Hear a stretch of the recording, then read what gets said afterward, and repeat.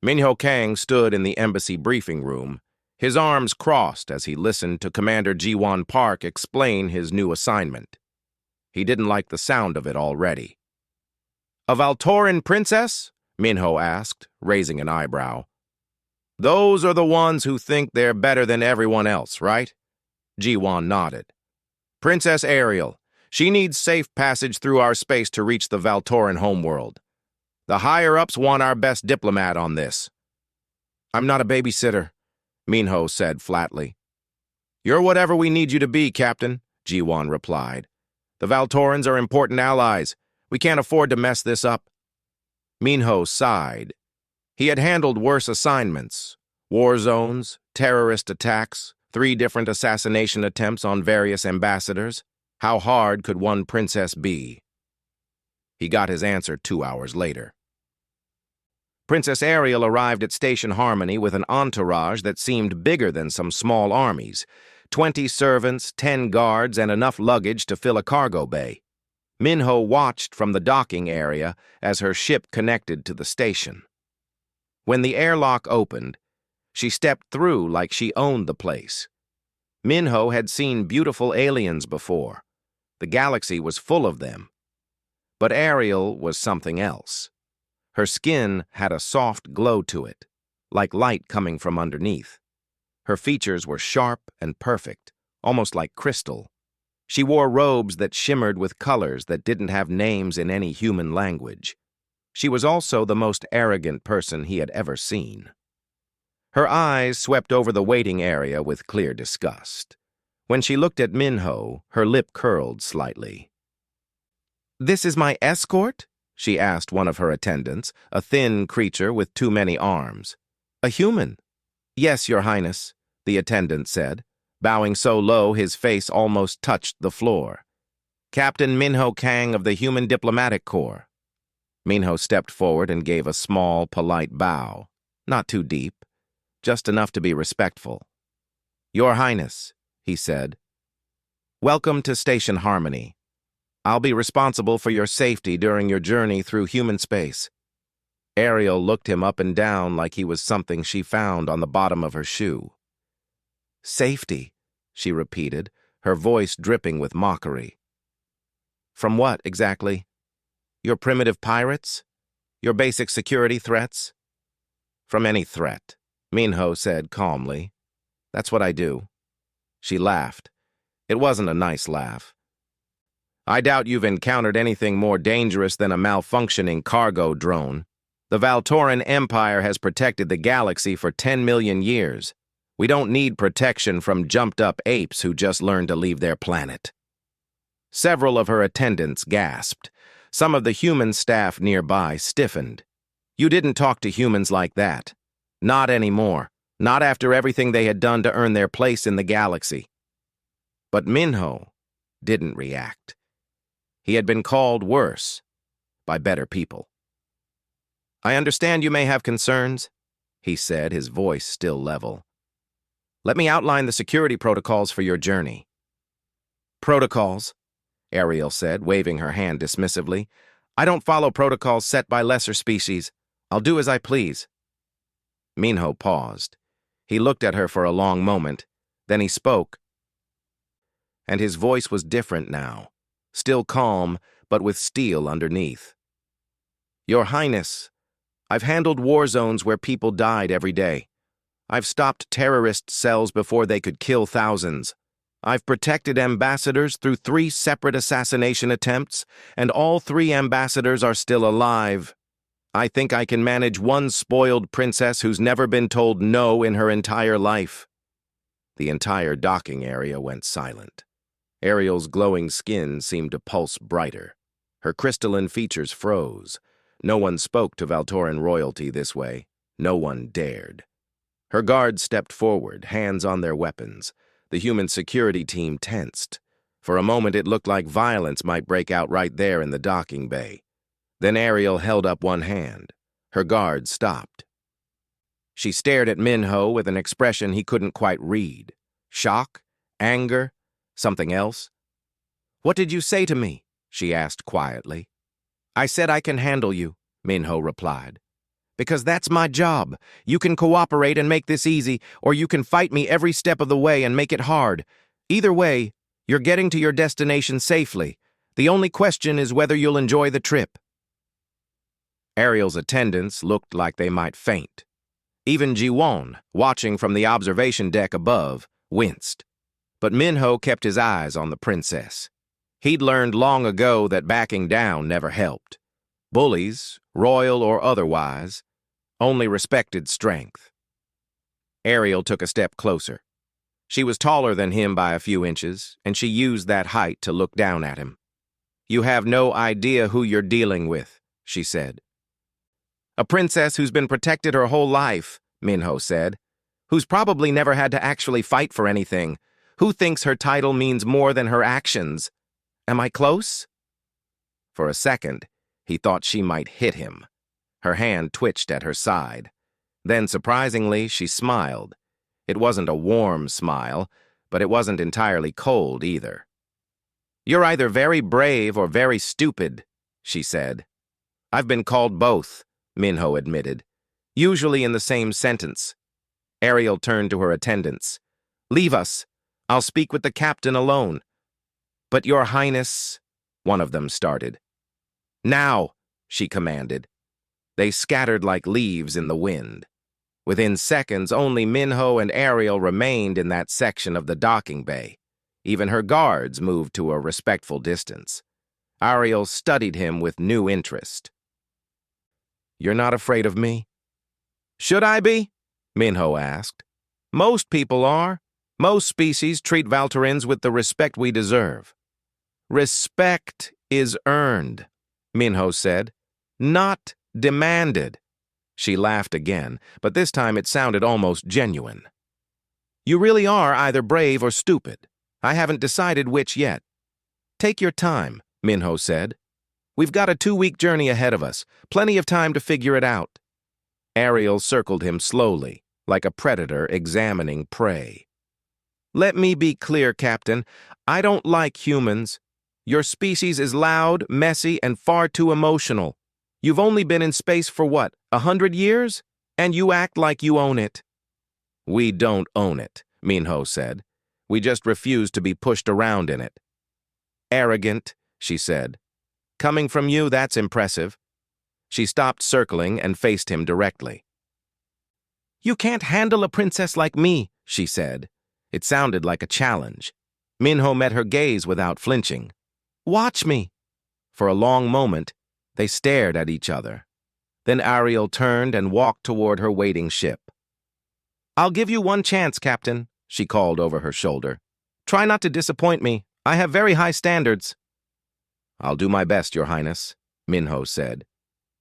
As she disappeared into her ship, Ji-won's voice came through his earpiece.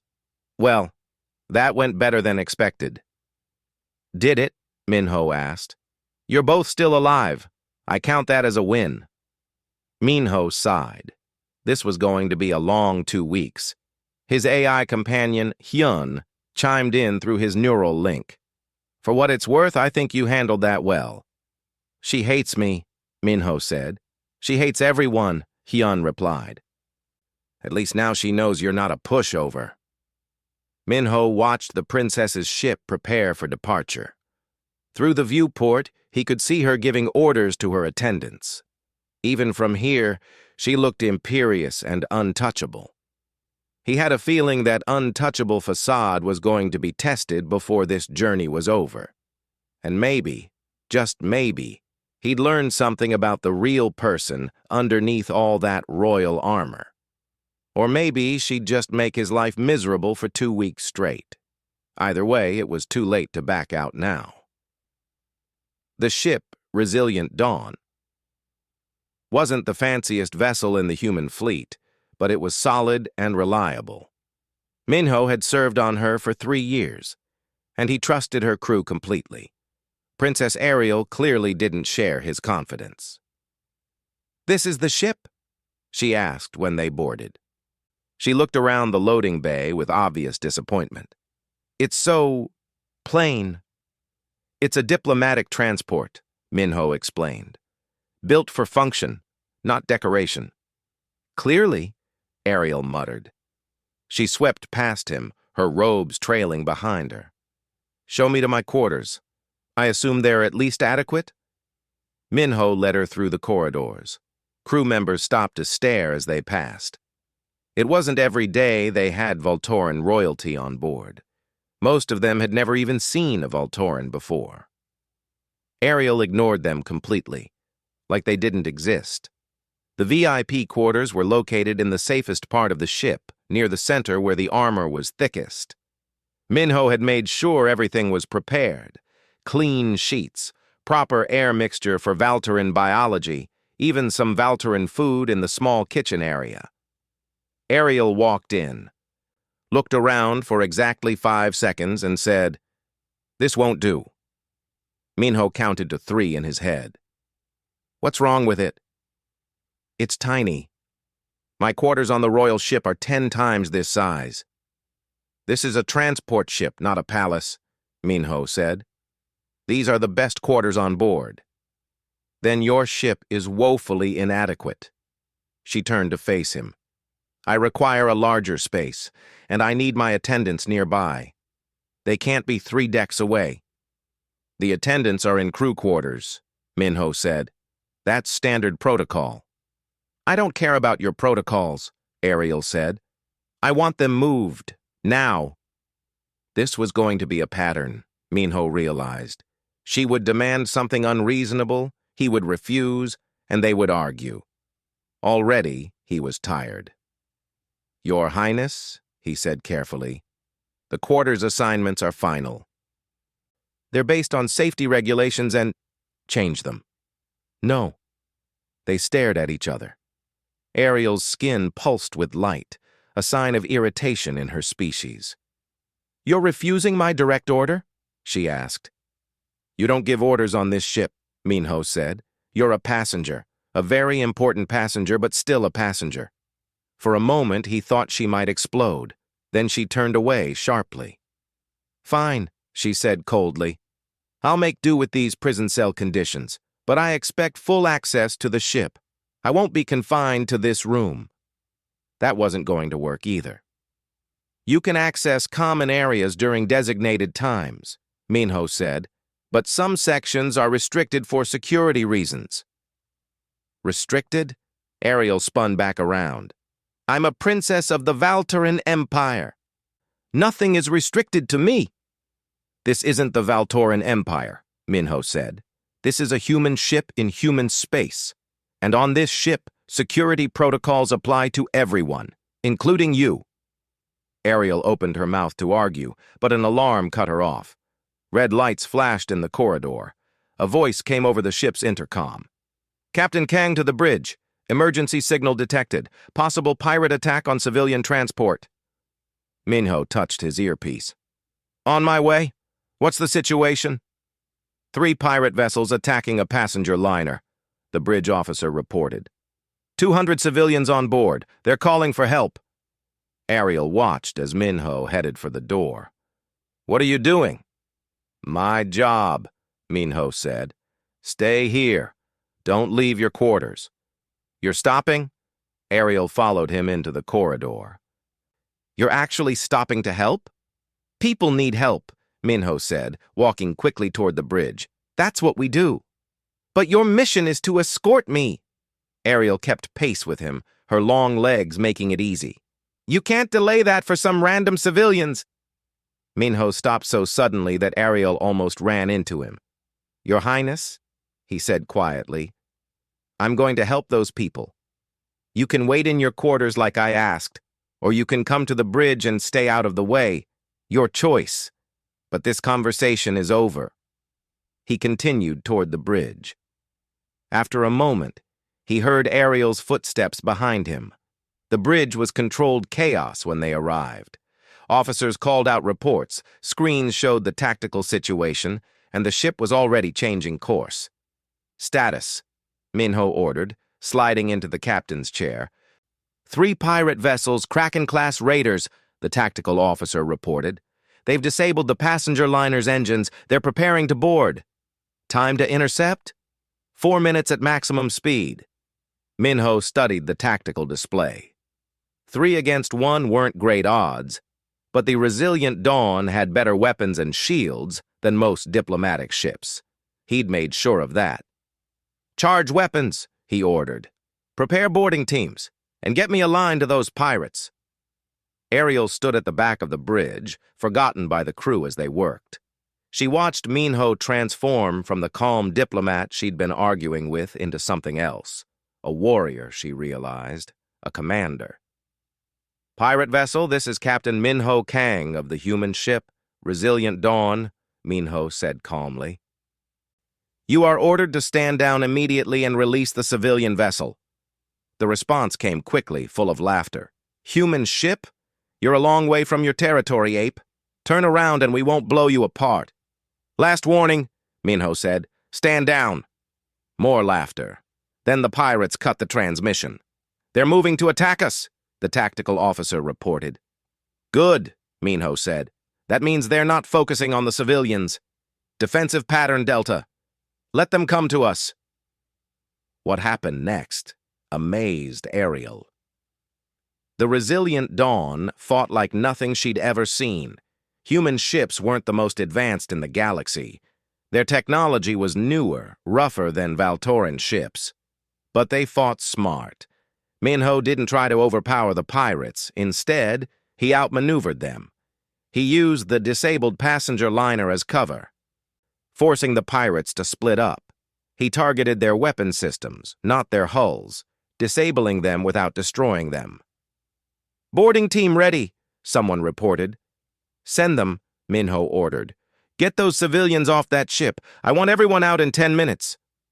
Ariel watched the view screen as human soldiers in combat suits crossed the space between ships. They moved fast and efficient, securing the civilian vessel room by room. "Pirates are trying to reach the civilians," the tactical officer warned. "Boarding team 2, cut them off," Minho said. "Don't let them get to the passenger areas." Ariel saw it all through the ship's cameras. Human soldiers fighting pirates in narrow corridors. It was brutal and quick. The humans were outnumbered but better trained. They fought with a precision that surprised her. But what really shocked her was what happened next. Once the pirates were dealt with, the human soldiers didn't celebrate or rest. They immediately started helping the civilians, carrying injured aliens, calming scared children, gathering people and guiding them to the rescue shuttles. Minho was on the comms, coordinating everything personally. "Get the injured to medical first. Priority to the young and old. Everyone else in order." "Captain, one of the civilians is having a medical emergency," a soldier reported. "Some kind of species-specific condition. Our medic doesn't know how to treat it." "What species?" Minho asked. "Thurian, sir." Minho immediately pulled up medical data on his screen. "Thurians have a secondary heart. If it fails, you need to—" "Hold on." He contacted the ship's doctor. "Daeho, I need you on the rescue shuttle now. We have a Thurian with cardiac failure." Within minutes, the human doctor was there, treating the alien with the same care he would give a human patient. Ariel watched it all silently. 200 civilians, a dozen different species, young and old, rich and poor. The humans saved them all. It took 3 hours to evacuate everyone. The Resilient Dawn was crowded with refugees, but the crew made room. They gave up their own bunks, shared their food, treated injuries. One of the refugees, a small child from a species Ariel didn't recognize, was crying in the corridor outside the bridge. A human engineer named Yunji stopped and picked up the child gently. "Hey, it's okay," Yunji said softly. "You're safe now. Nobody's going to hurt you." The child clung to her, still crying but calmer. Ariel felt something strange in her chest, something uncomfortable. When things finally calmed down, Minho left the bridge and found Ariel standing in the observation area. She was looking out at the stars, her expression unreadable. "Are you all right?" he asked. "Why did you do that?" Ariel asked quietly. "Do what?" "Risk your ship, your mission, everything, for those people." Minho stepped up beside her. Because they needed help. But they're nobody, Ariel said. Random civilians, not important people. Minho looked at her, and his expression was sad. They're not nobody, Your Highness. Every one of those people matters. Every single life. The Valtoran would have left them, Ariel said. It wasn't an accusation, just a fact. I know, Minho said. Why are humans different? Minho thought about it. Maybe because we know what it's like to need help and not get it. Earth went through some dark times, wars, disasters, famines. We learned that we have to look out for each other, all of us, not just the important people. Ariel was quiet for a long time. Your people are strange, she finally said. Yeah, Minho agreed. We get that a lot. That night, Ariel stayed awake in her quarters, thinking about what she'd seen. Thinking about humans in a way she never had before. Maybe they weren't just primitive apes after all. The diplomatic dinner was supposed to be a gesture of goodwill. Minho had arranged it carefully, inviting the ship's senior officers to dine with Princess Ariel, a chance for cultural exchange and mutual understanding. It went wrong before the first course was served. The officers gathered in the mess hall, which had been decorated as nicely as possible for a military ship. Real plates instead of the usual trays, cloth napkins, even some flowers that the botanist had grown in the hydroponics bay. Ariel arrived exactly on time, looking stunning in formal robes that shimmered like starlight. She took one look at the arranged table and stopped. What is this? She asked. Dinner, Your Highness, Minho said, gesturing to her seat at the head of the table. We thought you might enjoy meeting the senior staff in a more relaxed setting. You expect me to eat with them? Ariel asked, looking at the assembled officers like they were insects. Lieutenant Taeyong, the ship's second officer, frowned. Is there a problem, Your Highness? In Valtoran culture, shared meals are reserved for equals, Ariel said coldly. I don't eat with servants. The temperature in the room dropped 20 degrees. These aren't servants, Minho said carefully. They're officers. They run this ship. They work for you. That makes them servants. Ariel turned to leave. I'll take my meal in my quarters, alone, as is proper. Minho felt the anger radiating from his crew. These were good people, dedicated professionals. They didn't deserve this insult, but he kept his voice calm. As you wish, Your Highness.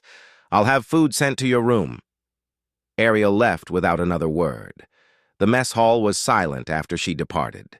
Then Taeyong spoke, his voice tight with controlled anger. Captain, with respect, she's... I know, Minho interrupted. Let it go, Taeyong. She's a product of her culture. We can't change that in a few days. But inside, Minho was disappointed. He'd hoped Ariel might be different after seeing the rescue operation. Apparently, old habits were hard to break. Cancel the dinner, he told the staff. Everyone back to regular duty. Instead, Minho arranged for Ariel's meals to be delivered to her quarters. She ate alone, as she wanted. While she did, the crew gathered in the mess hall like they always did. Laughing, sharing stories, treating each other like family regardless of rank. Ariel could see the mess hall from her quarters window if she looked. And she did look, though she wouldn't admit why. She watched Minho sit with a young ensign, listening to some story that made them both laugh. Watched the chief engineer explain something using salt shakers as props. Saw the doctor share his dessert with the communications officer. They looked happy. Genuinely happy to be together. It was alien to her. In the Valtoran court, meals were formal affairs, strict hierarchy, precise etiquette. You ate with people of your exact rank, and conversation followed set rules. This looked like chaos. But it also looked like something she didn't have a word for. The next day, Ariel had to visit the medical bay for a routine check. All passengers were required to have periodic health scans during long voyages. Dr. Daeho was waiting for her. He was older than most of the crew, with gray in his hair and gentle eyes. He smiled when she entered. "Good morning, Your Highness," he said cheerfully. "This will only take a few minutes. Please, have a seat." Ariel sat stiffly on the medical bed. She was used to being examined by doctors who bowed and scraped, who treated her like she might break at any moment. Daiho did none of that. He ran his scanner over her like she was any other patient, humming quietly to himself. "Everything looks good," he said. "Heart rate is normal for a Valteran. No signs of stress from the journey." "Of course not," Ariel said. "I'm perfectly healthy." "Good, good." Daiho made notes on his tablet. "Though I notice your sleep patterns are a bit irregular. Having trouble sleeping?" "That's none of your concern," Ariel said sharply. "Actually, it is," Daiho said mildly. "I'm responsible for the health of everyone on this ship. That includes you. I'm not part of your crew." "No, but you're under my medical care while you're here." He put down his tablet and looked at her directly. "Is something bothering you? Anxiety about the journey? Worry about your destination?" "I don't discuss personal matters with servants," Ariel said. Daiho's expression didn't change. "I'm not a servant, Your Highness. I'm a doctor. And doctor-patient confidentiality applies to everyone. Princess or deckhand, you all get the same treatment." "The same treatment," Ariel repeated, "as common crew members." "Yes," Daiho said simply. "Here, everyone's equal in medical terms. A headache hurts just as much whether you're royalty or not." Ariel stared at him. He was completely serious. He really did see her as just another patient. It should have made her angry. Instead, it made her curious. "You truly believe that?" she asked. "That a princess and a maintenance worker are equal? In worth as people? Absolutely." Daiho smiled. "In skills and responsibilities? No. You're probably better at diplomacy than our maintenance chief, and he's better at fixing engines than you, but as humans, well, as sentient beings, you both matter the same amount." Ariel left the medical bay deep in thought. That afternoon, she encountered Yunji in the corridor. The young engineer was carrying a toolbox and had grease on her uniform. "Oh, Your Highness!" Yunji stopped and gave an awkward bow. "Sorry, I didn't see you there." "You're the one who helped the child," Ariel said. "During the rescue?" Yunji smiled. "Yeah, little Crix. She's doing better now. She's in temporary quarters with her family 2 decks down." "How do you know her name?" "I asked," Yunji said like it was obvious. "I've been checking on them, making sure they have everything they need." "That's not your job," Ariel said. "No, but it's the right thing to do." Yunji shifted her toolbox to her other hand. "They've been through a lot. Least we can do is be kind." Ariel found herself asking, Can I see her? The child?" Yunji's eyes widened. "Really? I mean, yes, of course. Follow me." The temporary quarters were crowded and basic. 3 families sharing a space meant for one. But they'd made it work, hanging blankets for privacy and sharing supplies. Little Crix was playing with some improvised toys when Ariel entered. The child looked up, saw the glowing princess, and hid behind her mother. "It's okay," Yunji said gently. "This is Princess Ariel. She wanted to see how you were doing." Ariel stood awkwardly. She had never interacted with common children before, didn't know what to say. "Hello," she finally managed. Crix peeked out from behind her mother. "Pretty," the child whispered. "You saved us," Crix's mother said, bowing deeply.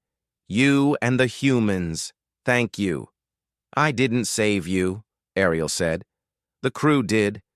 "You were on the ship that came," the mother insisted. "You're our savior." Ariel felt uncomfortable with the gratitude. She hadn't done anything, just watched while humans risked their lives. Yunji pulled a small toy from her pocket. "Hey, Crix, I made you something." It was a little robot made from spare parts and wire. Simple, but charming. Crix took it with delight, her fear forgotten. Ariel watched Yunji play with the child, making the little robot dance and beep. The engineer's joy was genuine.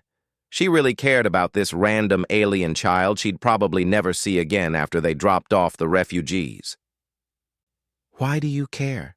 Ariel asked quietly. Yunji looked up, surprised. "What do you mean?" "These people. They're not your responsibility. You'll never see them again. Why waste time on them?" Yunji thought about it. "Because right now, in this moment, I can make their day a little better. Isn't that worth something?" That night, Ariel asked her attendants to arrange a private meeting with Minho. He arrived at her quarters, looking tired but alert. "You wanted to see me, Your Highness?" "I want to apologize," Ariel said, the words feeling strange in her mouth. "For the dinner. I was rude." Minho raised his eyebrows. This was unexpected. "In my culture," Ariel continued, "rank determines everything. Who you eat with, who you speak to, who you even acknowledge. It's all I've ever known." "And now?" Minho asked. "Now I'm not sure what to think." Ariel gestured at the window where she could see crew members working in the corridor. "Your people don't follow those rules. The doctor treats me the same as a deckhand. The engineer cares about refugee children. You risk your lives for strangers." "That bothers you?" Minho asked. "It confuses me," Ariel admitted. "In the Valtoran Empire, everyone has their place. It's orderly, stable. What you have seems like chaos." "Maybe," Minho said. "But it's our chaos, and it works for us." "How?" Minho sat down, uninvited but comfortable. "Because we believe everyone has value, not because of their birth or title, but because they're people. They think, they feel, they matter. Once you accept that, the rest falls into place." "Even the lowest servant matters as much as a princess?" Ariel asked. "We don't have servants," Minho said. "We have crew members, team members. And yeah, they matter just as much as you do. Maybe more in some ways. They chose this life. They work for it every day." Ariel sat down across from him. "You really believe that?" "I really do." They sat in silence for a moment. Then Ariel asked, "Can I eat with the crew tomorrow, at the regular meal?" Minho smiled. "I think they'd like that." "I probably won't know what to do," Ariel warned. "I've never had a casual meal before." "That's okay," Minho said. "Neither did any of us the first time. You learn as you go." The next evening, Ariel entered the mess hall nervously. The crew looked up in surprise. Minho stood and gestured to an empty seat. "Your Highness, please join us." Ariel sat. Someone passed her a plate of food. Someone else started telling a story about a malfunctioning gravity generator. Before she knew it, she was part of the conversation. It was strange and uncomfortable, and nothing like the formal dinners she was used to. But when Eunji made a joke and everyone laughed, including Ariel, she realized something. This was what family felt like, and she'd never had that before. The distress signal came in the middle of the night shift. Minho was in his quarters reviewing diplomatic reports when the alert sounded. "Captain to the bridge," the night officer called. "We're picking up a Valtoran distress beacon." Minho was on the bridge in under 2 minutes. Ariel arrived shortly after, wrapped in a sleeping robe but fully alert. "A Valtoran ship?" she asked eagerly. "Finally, some of my own people." "It's a science vessel," the communications officer reported. "The beacon says they had a reactor malfunction. They're requesting immediate assistance." "How far?" Minho asked. 30 minutes at full speed." "Take us there." Minho turned to Ariel.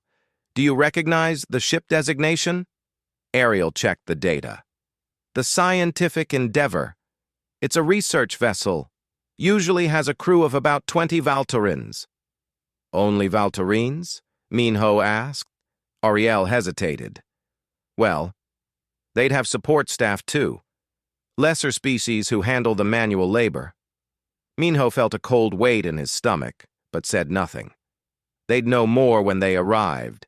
The scientific Endeavor was a beautiful ship, all elegant curves and gleaming metal, very different from the functional design of human vessels.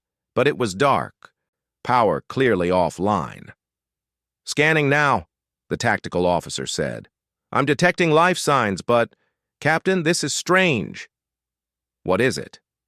"I'm reading 12 life forms, but they're all clustered in one section. The crew quarters are empty." Ariel leaned forward. "That doesn't make sense. If there was an emergency, the crew would go to the escape pods." "The escape pods are gone," the officer reported. "Launched about 6 hours ago." Minho understood immediately. His jaw tightened. "They left," he said quietly. "The Valtoran crew abandoned ship and left the others behind." Ariel's face went pale, her glow dimming. "No, they wouldn't. There must be an explanation." "Hail the ship," Minho ordered. "See if anyone responds." It took a few tries, but finally a voice came through. It was weak, frightened, speaking in broken galactic common. "Hello? Is someone there? Please help us. The reactor is failing. We're trapped." "This is Captain Minho Kang of the human ship Resilient Dawn," Minho said. "We're here to help. What's your status?" "The Valtoran crew left," the voice said desperately. "They took all the escape pods, said we weren't worth saving. The reactor is going critical. We have maybe an hour before it explodes." Ariel made a small sound. It might have been a gasp or a sob. "We're coming to get you," Minho said firmly. "How many are on board?" 12. All of us are support staff, different species. We can't operate the ship systems. We don't have the access codes." "Understood. Stay where you are. We'll evacuate you." Minho cut the channel and turned to his crew. "Boarding teams, prepare for emergency evacuation. Engineering, I need options on that reactor." "We can stabilize it temporarily," the chief engineer said, "but someone will have to go into the reactor room. The radiation levels are dangerous, even with suits." "I'll go," Minho said immediately. "Captain, you can't—" Taeyong started. "I'm going." Minho's voice left no room for argument. "Get the boarding teams ready. We have 1 hour." Ariel grabbed his arm as he headed for the airlock. "Wait. You can't go over there." "I have to," Minho said. "It's a Valtoran ship. I can access the systems. I have the codes." Ariel was almost frantic. "Let me help." Minho looked at her for a moment, then nodded. "Suit up. You're with me." 10 minutes later, they were boarding the scientific Endeavor with a full team. The ship was eerily quiet, emergency lights casting red shadows everywhere. They found the survivors huddled in a storage room, 12 aliens from 6 different species, all terrified. When they saw Ariel, several shrank back in fear. "It's okay," Yunji said gently, part of the boarding team. "We're here to rescue you, all of you." "But she's Valtoran," one of them whispered. "She'll leave us too." Ariel looked at them, really looked at them. They were workers, maintenance staff, scientists' assistants, the kind of people she'd never paid attention to in her entire life, the kind of people her crew had abandoned to die. "I'm not leaving anyone," she said, her voice shaking. "I promise." "We need to move fast," Minho said. "Boarding team, get these people to the Resilient Dawn. Your Highness and I are going to the reactor room." "I want to help," Ariel insisted. One of the survivors, a small reptilian creature, said.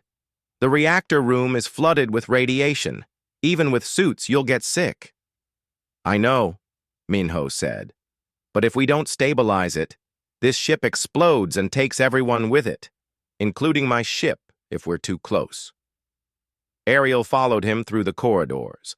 Her hands shook as she accessed the security systems, opening doors that would have stayed locked for the survivors. The reactor room was a nightmare. Alarms blared. The radiation meters on their suits climbed into the red zone the moment they entered.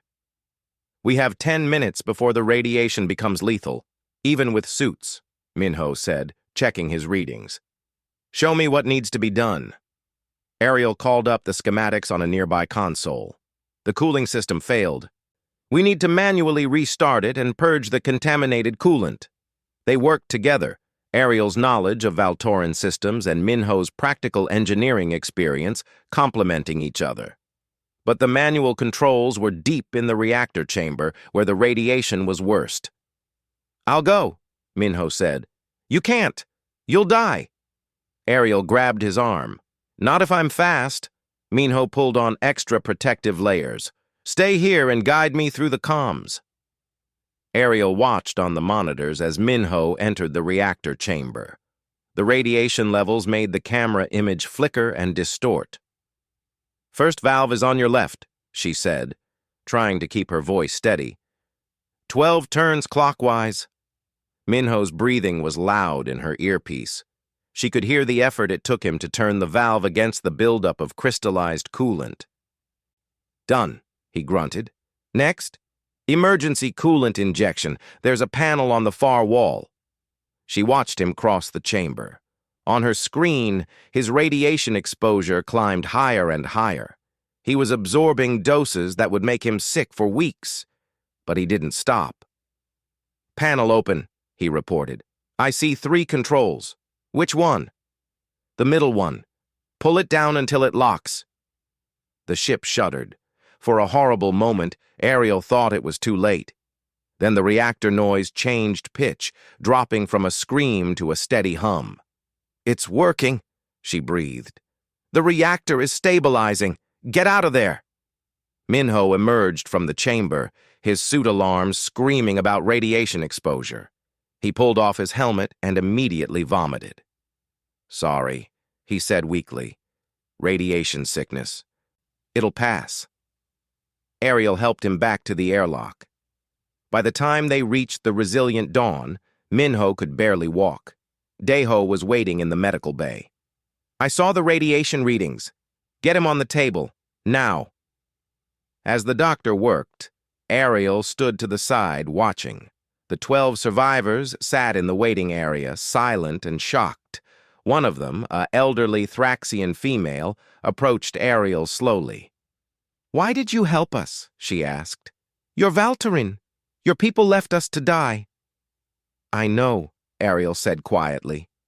"I'm sorry. I'm so sorry." "They said we weren't worth saving," another survivor said. "Not worth the time or resources. Better to let us die than delay their escape." Ariel felt sick, not from radiation, but from shame.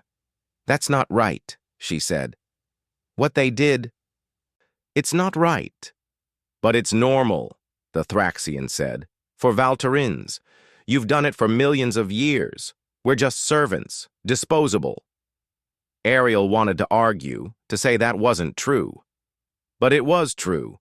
She'd seen it her whole life. Just never thought about it before. "Your captain nearly died to save us," the Thraxian continued. "Why? He doesn't know us. We're nothing to him." "You're not nothing," Ariel said firmly. "Every life matters. That's what he told me. And he's right." She sat down with the survivors, listening to their stories.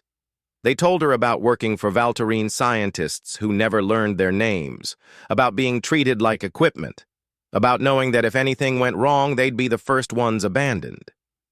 It broke something inside her. All her life she'd been told that Valtorins were superior. That their ancient civilization was perfect, that they ruled the galaxy because they deserved to, but they'd left these people to die, without hesitation, without guilt. What kind of civilization did that? Hours later, Minho woke up in medical. Daeho had treated the worst of the radiation sickness, but he'd be weak for days. Ariel was sitting beside his bed, still in her dirty suit. "How are the survivors?" Minho asked, his voice raspy. "Safe," Ariel said.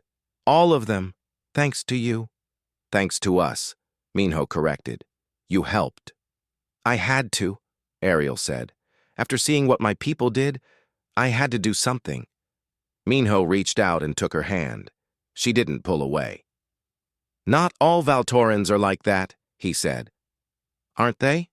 Ariel asked. "I would have been." Before I met you, I would have seen those people as servants. Not worth my time, not worth saving. But you're different now, Minho said. Am I? Ariel looked at him with tears in her luminescent eyes. Or am I just seeing clearly for the first time? Minho squeezed her hand. Does it matter? You're here now. You helped save them.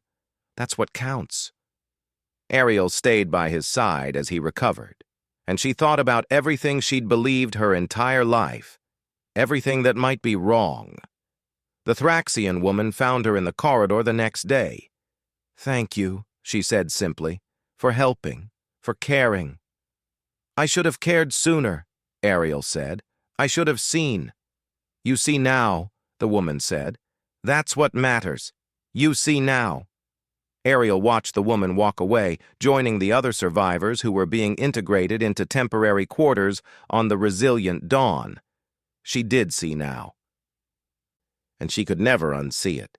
Everything she thought she knew about her people, about herself, about the galaxy, it was all different now. The question was, what was she going to do about it? 3 days after the reactor incident, Minho was finally allowed out of medical.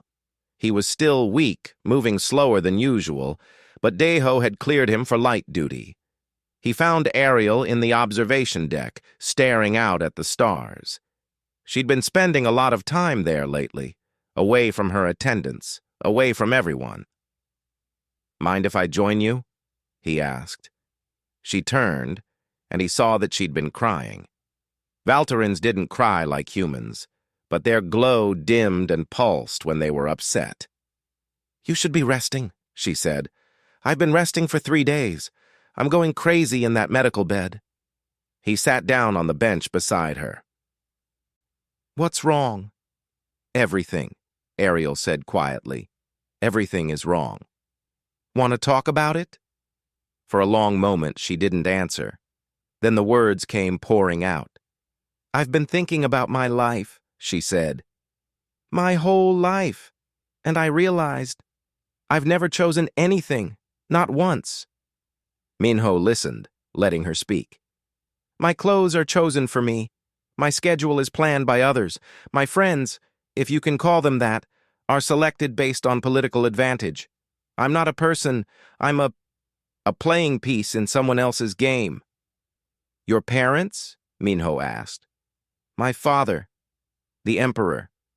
My mother died when I was young. Ariel's glow flickered. He's arranging a marriage for me. That's why I'm traveling to the homeworld, to meet my future husband. Have you met him before? No, I've seen pictures, read his political profile. He's from a powerful family.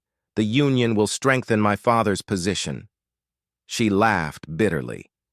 I don't even know if he's kind, if he's cruel, if he'll treat me like a person or like property. It doesn't matter.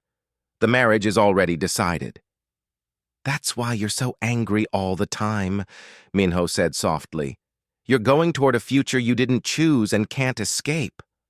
Ariel nodded. And the worst part? I accepted it. For my entire life, I accepted it. I thought that was just how things were. Princesses don't get to choose. We do our duty. What changed? Minho asked. You, Ariel said, looking at him. Your crew, your humans. You showed me that there's another way. That people can choose their own paths. That they can matter not because of their birth, but because of who they are. She turned back to the stars. And now I can't unsee it. I can't go back to pretending that my life is acceptable. But I also can't change it. I'm trapped. Minho was quiet for a moment. Then he said, Can I tell you something about my past? Please. I grew up in a refugee camp, Minho said. Earth's reunification wars left millions of people homeless. My parents died when I was 5. I don't even remember what they looked like. Ariel looked at him with surprise. The camp was brutal, Minho continued. Not enough food, not enough medicine. People died every day from things that should have been preventable. I was just one kid among thousands. Nobody special, nobody important. How did you survive? Ariel asked. Because I refused to accept it, Minho said. Everyone told me I was nothing, just another orphan. I'd probably die before I turned 10. And even if I didn't, what kind of future did I have? But I decided they were wrong. I worked harder than anyone else, studied everything I could, joined the military when I was old enough, made myself into someone who mattered. He looked at Ariel directly. I'm not telling you this to compare our suffering. I know your pain is real, even if it's different from mine. I'm telling you because you asked me once why humans are so persistent. This is why. When you're told you're nothing, you have two choices. Believe it or prove them wrong. But I'm not nothing, Ariel said. I'm a princess. Are you? Minho asked. Or are you just wearing the title? What have you chosen in your life? What have you built? Who are you, Ariel, when you take away the crown? The question hit her like a physical blow. I don't know, she whispered. Then maybe it's time to find out, Minho said. They sat in silence for a while, watching the stars stream past. Can I ask you something personal? Ariel said eventually. Sure. Do you ever feel trapped? Even now, with all your freedom and choices? Minho considered it. Sometimes. I have duties, responsibilities. There are things I want to do that I can't, because of my position. But it's different. How? Because I chose this, Minho said. I wanted to be a diplomat, wanted to help build bridges between species. Every day, even the hard days, I'm doing what I chose to do. That makes all the difference. Ariel's glow pulsed with emotion. I envy you. I envy all of you. You're so free. You could be too, Minho said carefully. How? I can't just stop being a princess. I can't abandon my duties. Can't you? Minho asked. Or is that just what you've been told? Ariel stared at him. You're suggesting I run away? I'm suggesting you consider what you really want, Minho said, and then decide if you're willing to fight for it. I wouldn't even know where to start, Ariel said. Start by figuring out who you are, Minho said. Not Princess Ariel, just Ariel. What do you like? What do you care about? What makes you happy? I don't know, Ariel admitted. I've never thought about it. Then think about it now, Minho said. We still have a week before we reach Valtoran space. That's a week to figure out what you want your life to be. Over the next few days, Ariel tried to do exactly that. She spent time with Yunji, learning about engineering. She'd never worked with her hands before. Never built anything. It was frustrating at first, but when she successfully repaired a small circuit board, she felt a surge of pride she'd never experienced from any royal ceremony. She talked with Deho about medicine. He explained how he'd chosen to become a doctor because he wanted to help people. Every life I save, he said, is a life that continues. They'll have experiences, make choices, affect others. I'm part of that chain. It matters. She even spent time on the bridge, learning about ship operations from Taeyong. He was patient with her questions, treating her like a student rather than a princess. And she talked with Minho. Long conversations that stretched into the night cycle, about everything and nothing, about Earth's history and Valtoran culture, about philosophy and science and art, about what it meant to be free. One night, sitting in the observation deck again, Ariel finally said what she'd been thinking for days. I think I'm falling in love with you. Minho went very still. I know I shouldn't say that, Ariel continued quickly. You're my escort. I'm your assignment. It's completely inappropriate, but I needed to tell you, because I've never chosen to tell anyone how I feel before. And if I'm going to start making my own choices, I wanted the first one to be honest. Minho took a deep breath. Ariel, you don't have to say anything, she said. I know nothing can happen. I'm getting married. You have your career. I wanted you to know. I need to tell you something too, Minho said. I've been fighting my feelings for you since the day you boarded this ship. Ariel's glow brightened. Really? Really, Minho admitted. You're brilliant and beautiful and brave. You're willing to question everything you've been taught. You're growing and changing every day. How could I not fall for you? Then why are you fighting it? Ariel asked. Because it's complicated, Minho said. You're a princess. I'm a human diplomat. Our worlds are completely different. And even if that wasn't a problem, you're heading toward an arranged marriage. I can't interfere with that. What if I don't want the marriage? Ariel asked.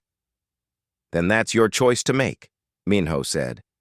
But it has to be your choice, not because of me, not because you're running from something, because it's genuinely what you want. Ariel moved closer to him. What do you want? Minho looked at her, his eyes full of emotion. I want you to be happy. Whatever that looks like. Even if it's not with you?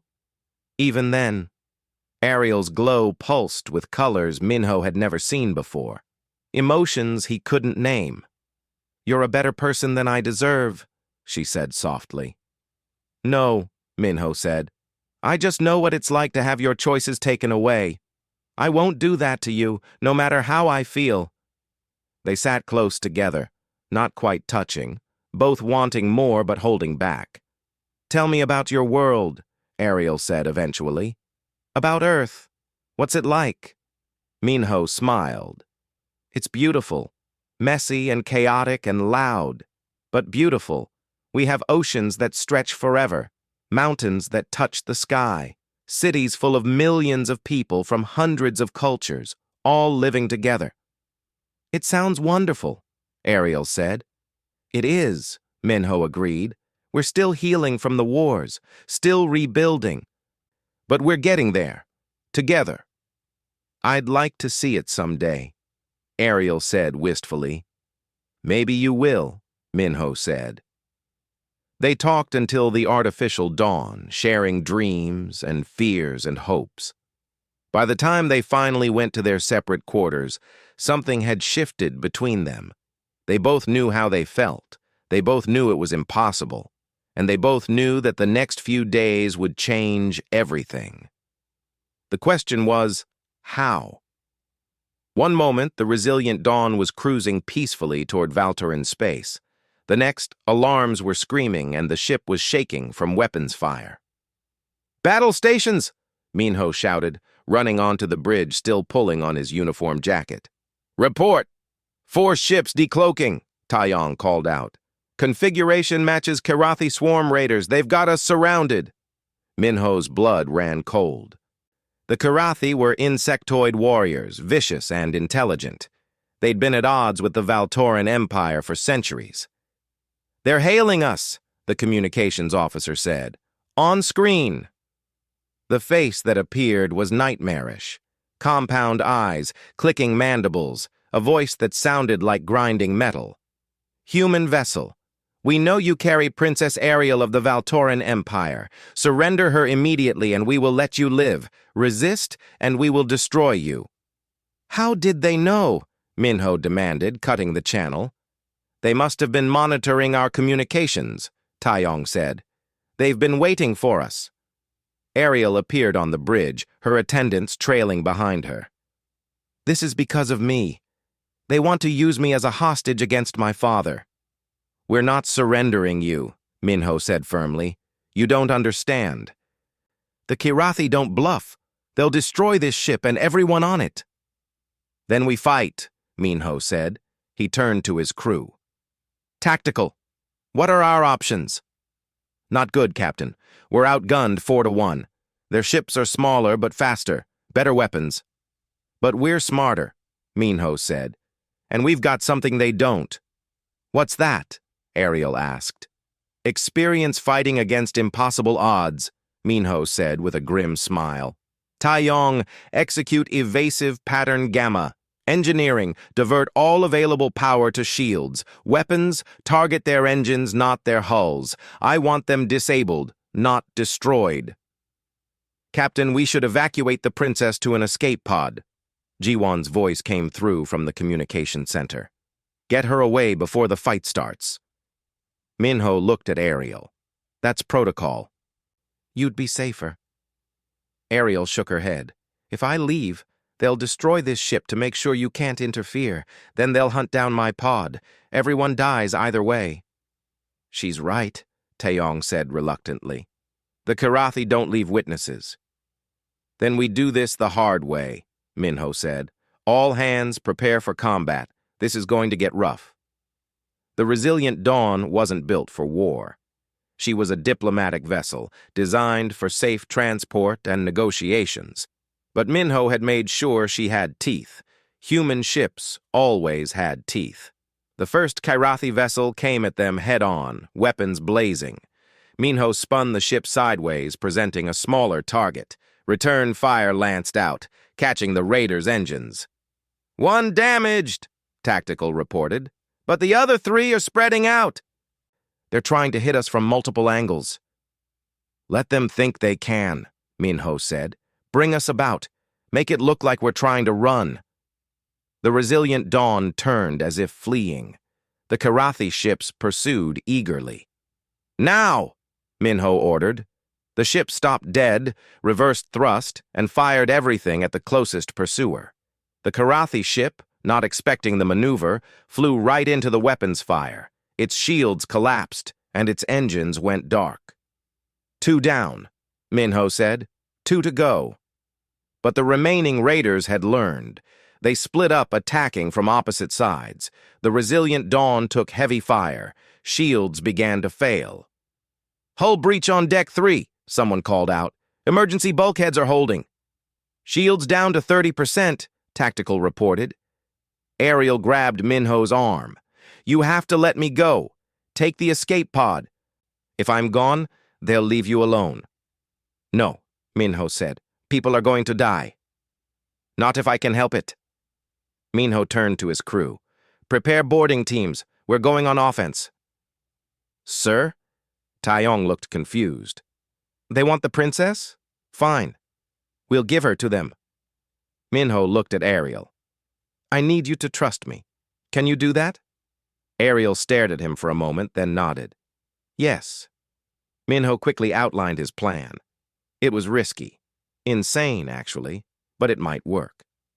5 minutes later, Ariel was in an escape pod. But she wasn't alone.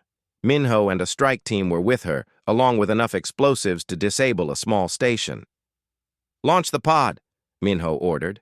The escape pod ejected from the Resilient Dawn, broadcasting Ariel's royal identification codes. The Karathi ships immediately focused on it.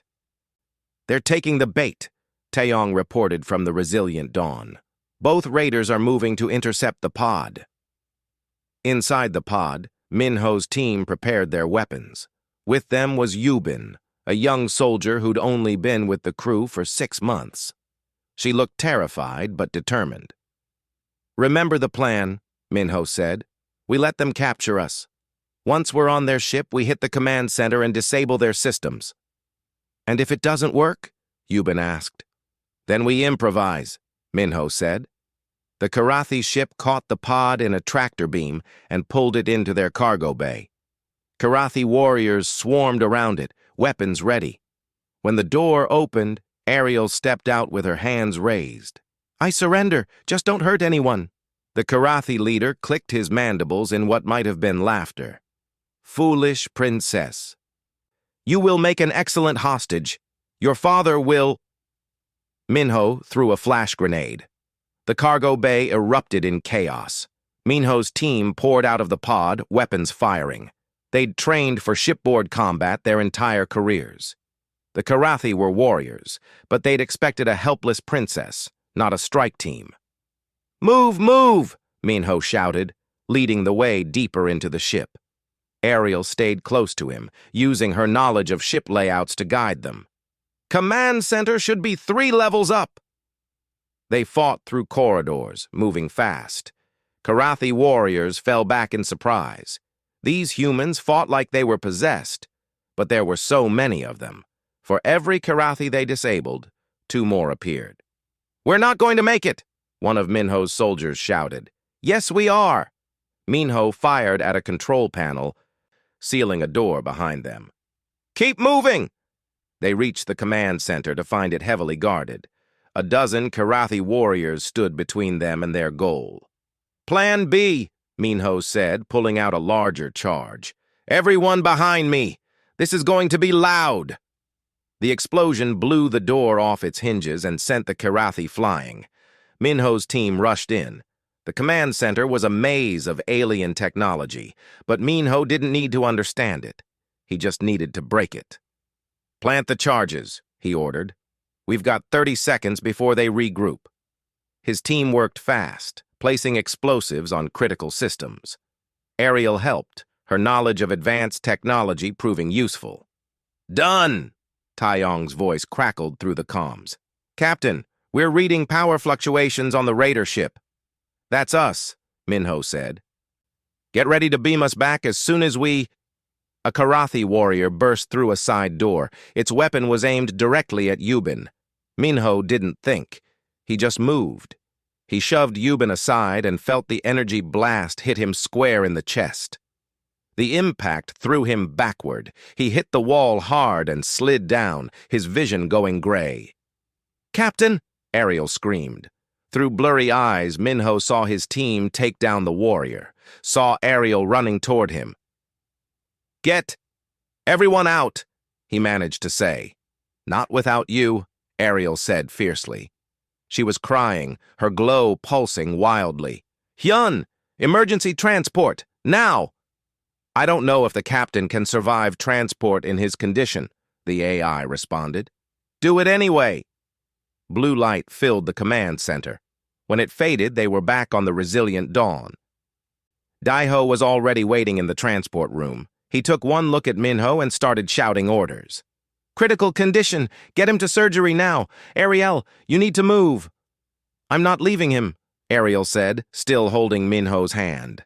"Your Highness, I can't work with you in the way." Daiho's voice was sharp. Reluctantly, Ariel let go. She watched as they rushed Minho to medical, his blood leaving a trail on the floor. On the bridge, Taeyong saw the charges detonate on the Karathi ship. Its command systems went offline. The raider went dark, drifting helplessly. "The other raider is retreating," Tactical reported. "They're jumping to hyperspace." "Let them go," Taeyong said. "All power to engines. I want us out of here before they come back with reinforcements." In the medical bay, Daiho worked frantically to save Minho's life. The energy blast had burned through his armor and into his chest. His heart had stopped twice already. Ariel waited outside, pacing. Yoonji sat with her, offering silent support. "He'll be okay," Yoonji said.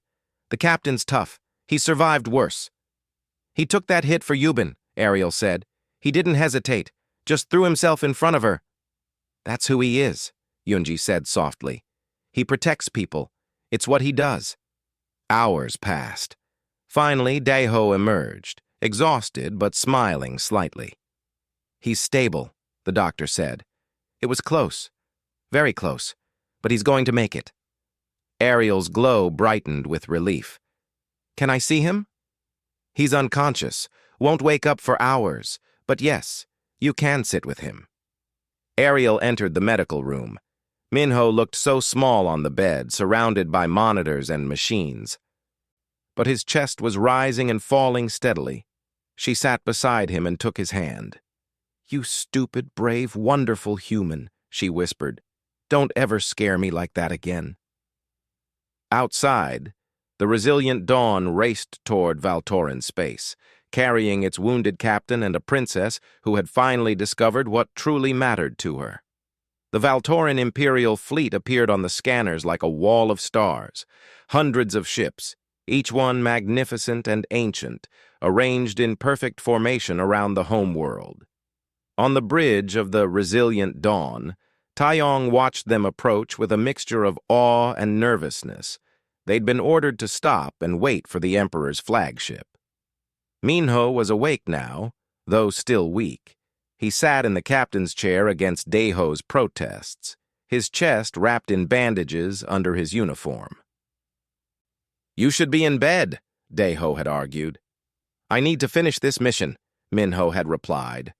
Now, as the Emperor's flagship approached, Minho straightened in his chair, hiding his pain. Ariel stood beside him, dressed in formal robes that had been waiting for her in storage. She looked every inch a princess again, but her eyes were different, harder, determined. "The Emperor is hailing us," the communications officer said. "On screen," Minho ordered. Emperor Kelros appeared, and Minho understood immediately where Ariel got her looks. The Emperor was tall and imposing, his crystalline features sharp and regal, but his eyes were cold, calculating. "Captain Kang," the Emperor said, "you have completed your mission. My daughter is safely returned. You have my gratitude." "Your Majesty," Minho said with a respectful nod. "It was an honor to serve. I've heard about the Kirathi attack. Quite the adventure." The Emperor's eyes moved to Ariel. "Daughter, prepare to transfer to my ship. Your future husband is waiting to meet you." Ariel's glow pulsed once, twice. Then she stepped forward. "Father, I need to speak with you. Privately." The Emperor raised an eyebrow. "Very well. Transport directly to my ready room. Alone." Ariel looked at Minho. He gave her a small nod of encouragement. "Good luck," he said quietly. "Thank you. For everything." Then she was gone, transported in a beam of light to the Emperor's flagship. On the resilient dawn, the crew waited. Minho tried not to show his worry, but Taeyong knew him too well. "Think she'll be okay?" Taeyong asked quietly. "I don't know," Minho admitted. "I hope so." On the Imperial flagship, Ariel materialized in her father's private chamber. It was as cold and formal as she remembered. Nothing had changed since she was a child. The Emperor sat behind a desk made of crystallized starlight. He didn't stand when she entered. "You wish to speak?" he asked. "I'm not going through with the marriage," Ariel said. Silence. The Emperor's expression didn't change, but his glow intensified. "Explain," he said, his voice dangerously quiet. "I've spent the last 2 weeks with humans," Ariel said. "I've seen how they live, how they treat each other, how they value every life, not just the important ones. And I've realized that everything I was taught, everything I believed about our culture, it's wrong." "Wrong." The Emperor stood now. "You dare to question 10 million years of Valtoran civilization?" "Yes," Ariel said, her voice steady despite her fear. "I watched our people abandon servants to die on a damaged ship. I watched humans risk their lives to save strangers. I was told my whole life that Valtorans are superior, but we're not. We're just old and cruel and arrogant." The Emperor's hands clenched. "You have been corrupted by these humans, these primitives. I should have known better than to trust them with you." "They didn't corrupt me," Ariel said. "They showed me the truth, and now I can't unsee it." "You will go through with the marriage," the Emperor commanded. "You will do your duty to the Empire." "No," Ariel said. "I won't." The word hung in the air. No Valtarian princess had ever refused the Emperor, not in recorded history. "You have no choice," the Emperor said. "You are my daughter. You will obey." "Or what?" Ariel challenged. "You'll disown me? Exile me? Do it. I don't care anymore. You would give up everything? Your title, your wealth, your position? For what?" "For freedom," Ariel said. "For the chance to be my own person, to make my own choices, to live a life that matters." The Emperor studied her for a long moment. "This is about the human, Captain Kang." Ariel's glow pulsed. "This is about me, about finally figuring out who I am when I'm not being a princess." "And you think running away with a human will give you that?" "I'm not running away with him," Ariel said. "I'm running toward myself, toward a life where I matter because of what I do, not what I was born as." The Emperor walked to the window, looking out at his fleet. If you do this, you can never come back. You'll be dead to the Empire, dead to me." "I know," Ariel said, her voice breaking slightly. "But I'd rather be dead to you than dead inside. You're making a mistake." "Maybe," Ariel said, "but it will be my mistake, my choice. And that's worth more than all the royal privileges in the galaxy." The Emperor was silent for a long time. Then he pressed a button on his desk. "Guards, escort the former Princess Ariel to the human vessel. She is no longer a member of this family." Ariel felt tears gathering in her eyes, but she held her head high. "Goodbye, Father." "You were never strong enough for this life anyway," the Emperor said coldly. "At least now you won't embarrass us further." The words hurt, but Ariel didn't let them show. She walked out with dignity, escorted by guards who wouldn't meet her eyes. On the resilient dawn, Minho saw her transport back. She was alone, and she was crying. He rushed to the transport room, ignoring Daeho's protests about his injuries. When Ariel materialized, he caught her as her legs gave out. "It's done," she sobbed against his chest. "I'm no longer a princess. I'm nothing." "You're not nothing," Minho said fiercely, holding her. "You're Ariel, and that's enough. That's more than enough." The crew gave them privacy as Ariel cried. Years of pressure, years of being told who to be and what to do, all coming out at once. Finally, she pulled back and wiped her eyes. "I don't know what to do now. I have no home, no family, no purpose." "Yes, you do," Minho said. "You can stay with us. Work with the diplomatic corps. We can always use someone who understands both human and Valtoran culture." "You want me? Even though I'm not a princess anymore?" "I never wanted you because you were a princess," Minho said softly. "I wanted you despite it." Ariel's glow brightened through her tears. "I don't expect you to return my feelings. I know it's complicated, I need time to figure out who I am." "I know," Minho said, "and I'll be here while you do." The Emperor's voice came through the communication system, broadcasting to both fleets. "The individual formerly known as Princess Ariel has renounced her titles and position. She is no longer a member of the Imperial family. The marriage alliance is dissolved. The human vessel may depart Valtoran space." Across the galaxy, news feeds erupted. A Valtoran princess had defected. It had never happened before, never even been considered possible. On the resilient dawn, Minho addressed his crew. "We have a new crew member," he announced. "Ariel will be joining us as a diplomatic aide. I expect you all to treat her with the same respect you show any crew member. No special treatment. She's one of us now." The crew welcomed her cautiously at first, but Yunji broke the ice by dragging Ariel to engineering and putting her to work immediately. "If you're going to be crew, you need to learn useful skills," Yunji said cheerfully. "Let's start with basic ship maintenance." Ariel, who had never worked a day in her life, found herself learning how to clean air filters and calibrate sensors. It was humbling and frustrating and wonderful. Daeho made her assist in medical, teaching her basic first aid. "Everyone on this ship knows at least this much," he explained. "In an emergency, we all need to be able to help." Taeyong taught her navigation and ship operations. He was patient with her mistakes, encouraging when she got things right. Slowly, Ariel began to find her place. A week later, she was in the mess hall for the evening meal. She sat with Yunji and Yubin, laughing at one of their stories.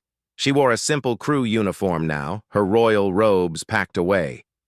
Minho watched from across the room, smiling. "She's doing well," Jiwon said, sitting beside him, "adapting faster than I expected." "She's strong," Minho said, "stronger than anyone gave her credit for." "Are you too?" Jiwon left the question hanging. "No," Minho said, "not yet, maybe not ever. She needs time to figure out who she is. I won't push." "But you'll wait?" Minho smiled. "I've waited for worse things." That night, Ariel found Minho in the observation deck. Their spot, she'd started thinking of it. "Hey," she said, sitting beside him. "Hey yourself. How was your first week as crew?" "Exhausting," Ariel admitted. "My hands hurt from working in engineering. I still can't navigate properly. And medical procedures make me queasy." "Sounds about right," Minho said with a grin. "But I love it," Ariel continued. "I'm learning, growing, becoming someone real." "You were always real," Minho said. "No, I was a title, a role. Now I'm becoming a person." She looked at the stars. "Thank you for giving me this chance." "You gave yourself this chance," Minho said. "You made the choice. I just provided the opportunity." They sat in comfortable silence for a while. "Can I ask you something?" Ariel finally said. "Always. That day on the station, when I said you couldn't handle a princess like me, did you know then how this would end?" Minho thought about it. "No. I just knew I wasn't going to let you push me around." Ariel laughed. "I was so arrogant." "You were scared," Minho corrected. "People are arrogant when they're scared. It's armor." "I'm still scared sometimes," Ariel admitted. "Scared I made the wrong choice. Scared I'll fail at being whatever I'm trying to be." "That's normal," Minho said. "Fear means you're doing something that matters." Ariel moved closer to him, not quite touching, but near. "I told you I could handle a princess like me. I was wrong." She looked at him, her glow soft and warm. "You can't handle a princess, but maybe you can handle just Ariel?" Minho smiled and took her hand. "I think I can manage that." "Good," Ariel said, resting her head on his shoulder. "Because I have a feeling I'm going to need someone patient while I figure this whole being a normal person thing out." "Take all the time you need," Minho said. "I'm not going anywhere." Below them, the resilient Dawn traveled through space, carrying its crew toward new adventures. The former princess worked alongside humans, learning what it meant to earn respect rather than demand it, learning what it meant to choose her own path. She was no longer royalty. She was just Ariel. And for the first time in her life, that was exactly who she wanted to be. In the distance, the Valteran homeworld faded from view. Ariel didn't look back. She was too busy looking forward.